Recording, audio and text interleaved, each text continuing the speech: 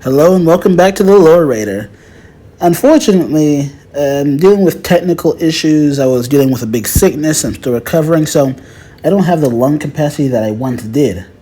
And I was effectively going to wait to continue the timeline series until my medical issues were resolved, but I saw a video so horrible, so terrifying, that I had to respond to it, Had to respond to it. So I'm going to be looking at a video by a YouTuber named DanCo, or DanCo, depending on how you pronounce it, who did Samus Aran versus Iron Man. And you're about to see just how bad it really was. So buckle up, get a snack, and stay tuned for today's episode of The Lore Raider. Her suit is powerful enough to kill and vaporize giant monsters with just one or two shots, destroy whole rooms full of soldiers, and she's even vaporized a dark version of herself with one full-powered shot from her armor. She's durable enough to survive being hit or crushed by massive beasts, and is incredibly fast as well, being able to blitz opponents, disarm creatures in a blur, dodge bullets from 100 soldiers at once, and she's hit multiple soldiers at the same time. Samus is also always packing some seriously powerful and deadly weapons, like energy blast, missiles, super missiles, and power bombs. She's got the Volt Driver, which is capable of drawing energy from the planet's electromagnetic field, and converts it into a multi-terawatt burst of energy. The Imperialist, which is a long-range cascaded laser, and the Omega Cannon, which has been referred to before as a weapon of mass destruction. So who wins? Well, let's break it down. Let's be clear, dear viewer. Mr. DanCo did not provide any sort of scaling in that analysis whatsoever.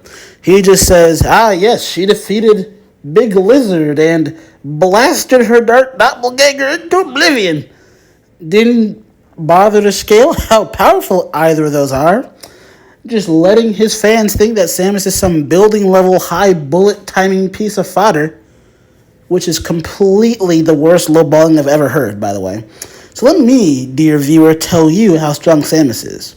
Of course, if you want the full details, I recommend you watch my video, The True Power of Samus Aran. But to be quick about speed, let's talk about her gunship. Now, her gunship is fast enough to leave the Milky Way galaxy and fly to the Extreme Galaxy and the Olympic Galaxy, or the Tetra Galaxy as it's also called, within the span of a conversation. We actually see this in the manga. We have had calcs from this that have placed it anywhere between 130 billion times the speed of light to 1.5 quadrillion times the speed of light if you want to highball it. And that footage will come up soon. You'll probably see it on the screen soon. Point is, that's insanely fast. Faster than anything Iron Man has, or at least as far as this guy has let us know anyway. And so how does Samus scale? Well, during a race in the manga, an enemy ship had stolen her speed booster and used it to double or even triple that already ludicrous speed into even more ludicrous speeds. And so she stood atop her own gunship, aimed her weapon at it, and blasted it into smithereens and got her speed booster back. That means, A, her speed booster is able to, have her move at that speed instead of her running speed. Her reaction speeds also scale that, because not only was she able to fire at the ship, which is impressive because that's her travel speed, and also managed to connect to the other ship. It's insane. Her speed is insane. Ridley's also able to scale this because between Metroid Samus Returns and Super Metroid, he's able to fly to Sarah's space colony before Samus even gets there. So in terms of speed, she's crazy. And then next, let's talk about her power, because her power is equally insane. Well, dear viewer, in terms of attack potency and durability, Mr. DanCo does even worse. He doesn't even bring up some of the more baseline attack potency feats for Samus Aran, including her planet-level power bombs, or the fact that she can freeze the entire surface of a star. Doesn't even bring that up. I'm just going to go right into the big domino here and talk about her universe-level feats. The first of them being, of course, Dark Samus, who was known to have tanked the collapse of an entire alternate universe, that being the Dark Aether Dimension, as you can see in the video. And then Samus not only confronts and fights her multiple times, but outright kills her at the end of the Prime series. Also during the Prime series, Samus does battle with an admittedly weakened Gorilla. Gorilla being the monster who casually no-diffed the entire Limbic race, who had comparable or arguably superior technology to the Chozo. The Chozo, by the way, remember, are the same people who built Samus's power suit. So, I'm just saying. And then later into the timeline, we get into Samus's most infamous feat to me, is that she got the power to create white holes that were going to counter the black holes that were going to destroy the entire universe. She gets it from a godlike being called the Animus. And using the white hole, she's able to completely stretch it across the entire universe and bust all those black holes. And it also scales to her durability, because those black holes that were made by a space dragon called Greed killed him, and it did no damage whatsoever to Samus. So Samus is consistently at her highest a universe level being. And that's not the end of it. That Samus, in terms of the timeline, becomes SAX. Like, that's the version of Samus SCX copies. And then Fusion Suit Samus beats the SAX. And then, of course, Samus is going to get stronger in Metroid Dread. So, Samus is just consistently a universe level character at her most powerful. And Iron Man, Mr. Draco or DanCo has not provided any universe level feats in his video, and we will see this as we see his proper analysis portion of the video. So that's been my basic introduction into Samus Aran. Let's see what DanCo has to say about the direct comparison between Samus Aran and Iron Man. The Armored Avenger and Samus Aran, the galaxy's greatest bounty hunter. But who's coming out on top? Well, in order to figure that out, the first thing we have to take a look at is physicality. Now, in the Bleeding Edge suit, Tony is impressively strong. Arguably, one of the strongest heroes on Earth. He's fought against Magneto while Eric was amped with the magnetic fields of several planets. He staggered the Hulk again and again with his punches. We all know how strong the Hulk is. He's brought against the monster Taurus, who had just knocked out Thor with a couple blows, and he's manhandled Red Hulk before. And even though Ross wasn't actively fighting back, Red Hulk has fought evenly against the Hulk before, and Iron Man is making him look like a fool. Strength-wise, Samus just can't compete with Tony. But she's definitely not weak, especially in her power armor. For instance, she used her grapple beam to lift up Vurash, a giant lava whale, despite the whale having the strength and size to smash through stone and metal structures. Durability-wise, once again, I give the edge to Tony. He survived massive explosions, Thor's divine energy.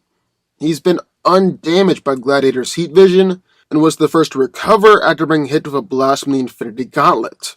He survived the heat of being inside Odin's forge. He's still able to somewhat function at absolute zero temperatures, and is unharmed after being hit by blades and other sharp objects.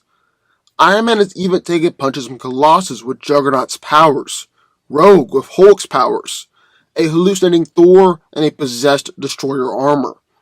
His shields have easily stood up to attacks from Wonder Man, and even taken attacks from Final Form Ultron and Phoenix Force Emma Frost. He's even used his shield to protect himself from Professor X and his telepathy, and has trapped and contained Apocalypse before. Samus just can't compete with that, even though she is super durable herself. Samus' suit is designed to nullify damage from extreme temperatures, to the point where she can be completely submerged in lava or be frozen solid. She survived being hit or being punched through walls by amped monsters with minimal damage, so out attacks from Gore, who's strong enough to throw spaceships, and has no sold energy blast from other opponents in armored suits. Then with Samus' screw attack, well, she's able to coat herself in an energy field, and it's blocked super missiles and beams from SAX. So projectiles may not be too much of a problem. Then finally, what about speed? Now, while Iron Man is able to take a pretty definitive advantage with strength and durability, speed is really where these two heroes are the closest. Tony is able to pretty much instantly suit up in his armor, suiting up in the middle of a car crash, middle of an explosion, or suiting up and dodging a missile. His suit has extreme processing speeds, being able to process information about an explosion while he was still in the middle of an explosion, and he's kept up with Phoenix Force Hope, speed blitzed Phoenix Force Cyclops, and outmaneuvered Gladiator before. But with Samus Aran, well, she's regularly blitzed opponents, moved like a blur, dodged Sonic Blast and Plasma Shots, dodged bullets from 100 soldiers all at once, and has actually been able to escape an exploding base in just under 3 seconds. She's been able to move around, while hypersonic and supersonic objects around her seem to be moving in slow motion, and she's been able to steer and maneuver her ship using the control pad while it was flying at near the speed of light. Samus may even have some level of precognition, as she's got Chozo DNA, and Chozos have been described as having begun to glimpse rough tatters of past and future, glittering behind reality like soft lights behind a curtain. This would actually explain why she's been able to dodge attacks that she didn't even see coming, like Vorash the Lava Whale attempting to eat her. However, all in all, physically, Iron Man definitely has the advantage here. Dear viewer, what do I even say about this video at this point? So, he did like half the work of scaling Iron Man, kinda. So, if we take him at face value, which I wouldn't do with this guy, but just to steelman his argument, he made a point that Iron Man fought a multi-planet amped Magneto. So we'll say that's like solar system-ish. He is comparable to Thor in this video, and I've seen scaling of Thor around solar system level, but no higher than that. So okay, fine. We'll say Iron Man's there.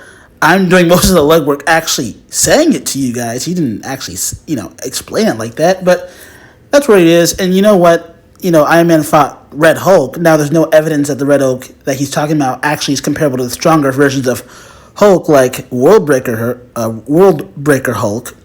But you know what? Like I said, we'll give him the benefit of the doubt here.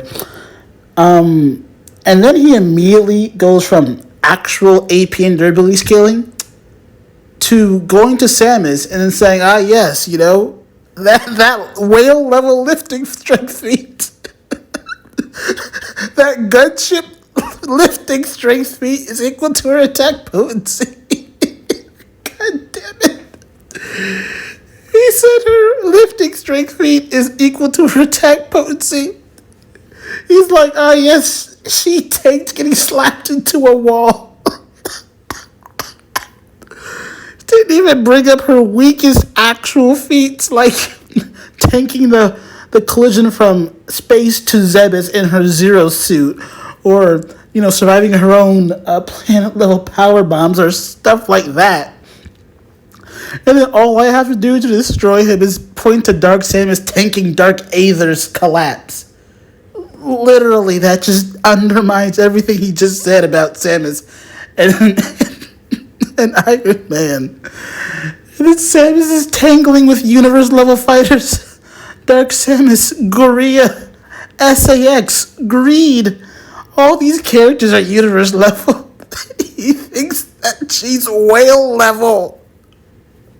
This is worse than Midnight and Project Z combined. I don't know what to say about this. Oh my god, and then he says they're comparable on speed. Remember how I said that he was going to mention that Samus was below light speed? Iron Man's faster than her? Yeah, I don't think Iron Man is keeping up with multi-billion times to quadrillion times faster than light Samus over here. I'm sorry. DanCo, you're done. You're done. Right. As Samus's greatest asset here is gonna be all of her incredibly powerful and versatile weapons.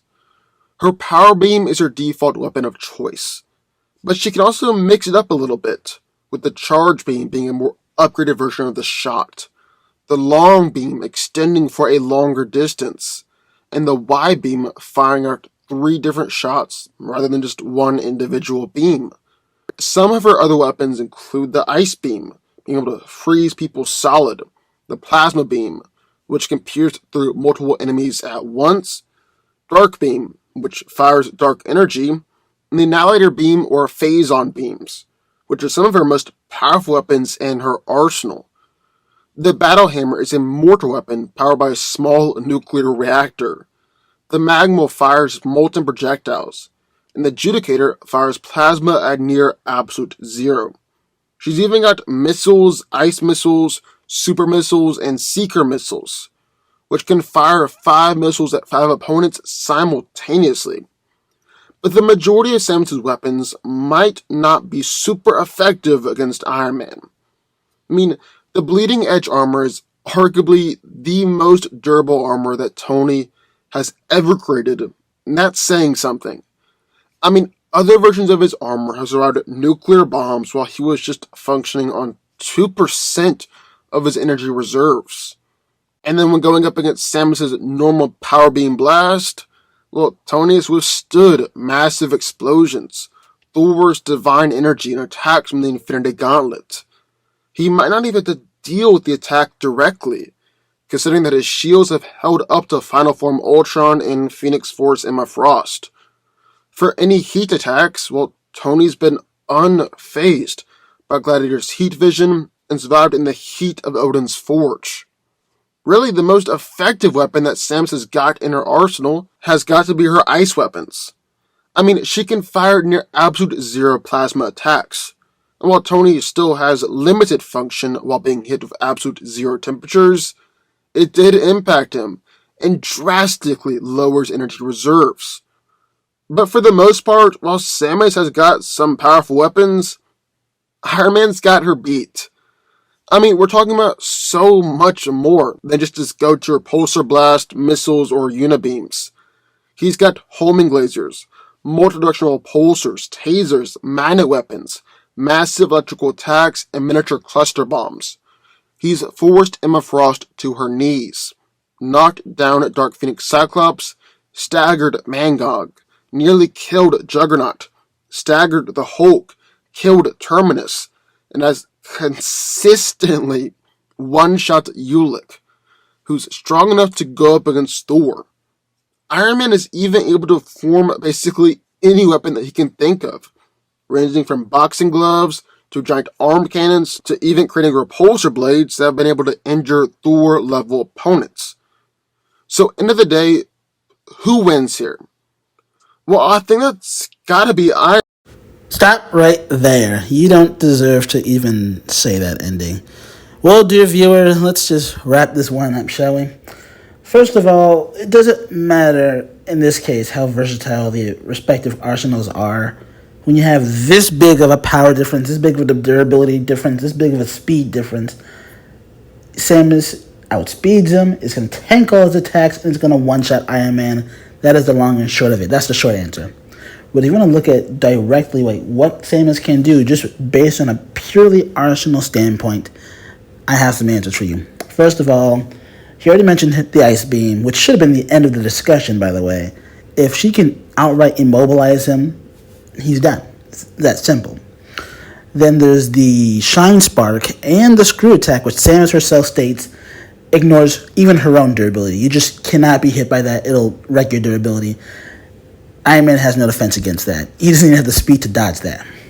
And then, of course, there's her Plasma Beam, which no one mentions, but there's the Plasma Beam that can go right through his armor, and he has no defense against that. What is he going to do? He can't protect his insides. His physical body has no durability against the Plasma Beam, so he's dead to that. And again, this is just all wishful thinking, but really, again, it comes down to the difference in their stats, and Samus just blows them out of the water. DanCo really is worse than anyone I've ever seen in scaling Samus. He doesn't know how to scale even his own clearly biased pick in Iron Man. I have to do half the work for him. And then he comes in here and says that she's basically whale level bullet timing. You heard in the last time I couldn't even take this seriously. I really couldn't. I'm broken. So, there you go. the lore raiders take on DanCo's video. I hope you got what you wanted from that. I mean, please, I recommend you watch my video, The True Power of Samus Aran, and see what the truth is on this subject, because people don't understand how powerful Samus is, and it's a shame that we have people who think she can barely take getting hit by a wall and is like a bullet timer. It just really saddens me. So thank you for watching. This has been the Lore Raider. Like I said, I'm just recovering from a sickness. You don't hear it because I've cut it out, but I'm coughing off screen. So I'm gonna get out of here, get back to my recovery, and hopefully soon I can get back to the timeline series, which I'm excited to finally get back on. So thank you for watching, and I'll leave you with the beautiful ending of AM2R. And with that, stay safe out there, stay healthy, and be wise.